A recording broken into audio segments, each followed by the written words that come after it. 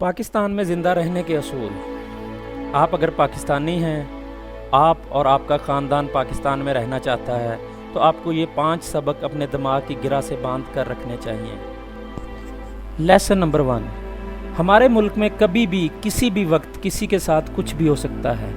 आपको अगर यकीन ना आए तो आप जुल्फ़कार अली भुट्टो, जनरल ज़ियाउल हक, ग़ुलाम इसहाक़ खान, फ़ारूक अहमद लगारी, बेनज़ीर भुट्टो, जनरल परवेज़ मुशर्रफ और इन तमाम लोगों की प्रोफाइल निकाल कर देख लें।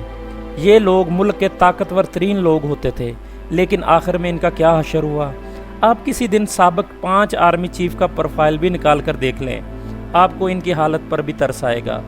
आप चीफ जस्टिस के साथ होने वाली ज़्यादतियों की फहरिस्त भी बना लें। आप ये याद रखें कि हम इस मुल्क में रह रहे हैं जिसमें चीफ जस्टिस इंसाफ लेने के लिए अवाम का सहारा लेने के लिए मजबूर हो गया था।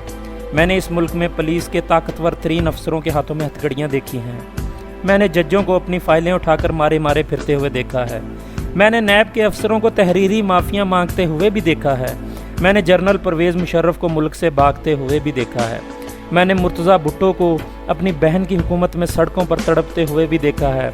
आपको शायद ये जानकर हैरत होगी कि जनरल अयूब खान के दौर में पाकिस्तान में 22 अमीर तरीन ख़ानदान होते थे। वो तमाम ख़ानदान भुट्टो के दौर में ख़त्म हो गए। बैंकों और बहरी जहाज़ों के मालिक 10 बरसों में कोड़ियों के मोहताज हो गए। दुनिया के सबसे बड़ी कार्गो कंपनी हमारे कराची में होती थी। इसके पास 350 बहरी जहाज़ होते थे। आज इसका मालिक लाहौर में गुमनाम ज़िंदगी गुजार रहा है। कोई इसका नाम तक नहीं जानता। शरीफ फैमिली 3 बार ज़ीरो हुई। मलिक रियाज मुल्क के अमीर और बाअसर तरीन शख्स हैं। मैं इनको 20 सालों से जलील होते देख रहा हूँ। चुनाचे आप अगर जर्नल हैं, जज हैं, ब्यूरोक्रेट्स हैं या फिर आप आम इंसान हैं, हमारे मुल्क में कभी भी किसी के साथ कुछ भी हो सकता है। लिहाजा आप हर वक्त तैयार रहें।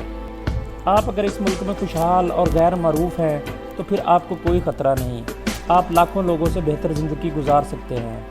आप फिर तमाम महकमों को मैनेज कर सकते हैं। आप सुबह उठें, नाश्ता करें, दफ्तर जाएं, पैसे कमाएं और शाम को वॉक करें, फैमिली के साथ अच्छा वक्त गुजारें और 10 बजे सो जाएं। आपको कोई नहीं पूछेगा। लेकिन जिस दिन आपके पास पैसे कम हो गए या फिर आप लोगों की नज़रों में आ गए या लोग आपके नाम या शक्ल से वाकिफ़ हो गए, इस दिन आपकी ज़िंदगी अजाब हो जाएगी। इस दिन आप अपनी धोती संभालने पर मजबूर हो जाएंगे। लेसन नंबर 3, हमारे मुल्क में पैसा ज़रूरत के मुताबिक होना चाहिए, लेकिन ज़रूरत से ज़्यादा नहीं होना चाहिए।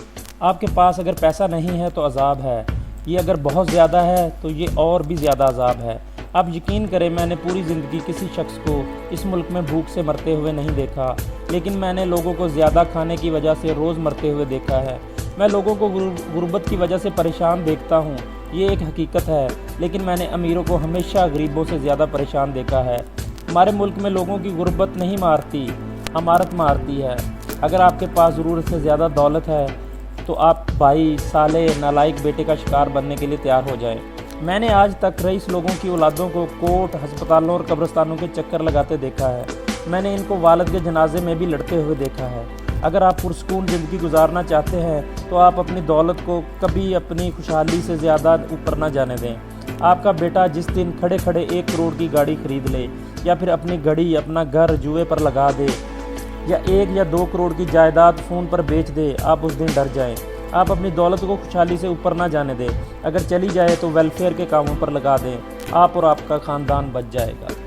लेसन नंबर 4, जहाँ तक मुमकिन हो डॉक्टर और अद्वियात से परहेज़ करें। मैंने पाकिस्तान में अद्वियात, डॉक्टरों और अस्पतालों पर एतबार करने वालों को रोते हुए देखा है। मुल्क में प्राइवेट मेडिकल कॉलेजेस डॉक्टरों की बजाय कसाई पैदा कर रहे हैं। ये ना तजर्बा कार भी होते हैं, अनाड़ी भी हैं। प्राइवेट अस्पताल बाकायदा स्लाटर हाउसेज है। आप पेट दर्द लेकर जाएंगे, ये आपका पूरा पेट खोल कर रख देंगे। आप इंजेक्शन और ऑपरेशन करवाते वक्त 10-10 बार चेक करें कि सही दवाई ही आपको लगाई जा रही है। आप ऑपरेशन हमेशा तजर्बाकार और माहिर सर्जन से करवाएं। आप कोशिश करें कि कम खाना खाएं और वर्जिश करें, ये आपको अस्पताल और डॉक्टरों से दूर रखेगी।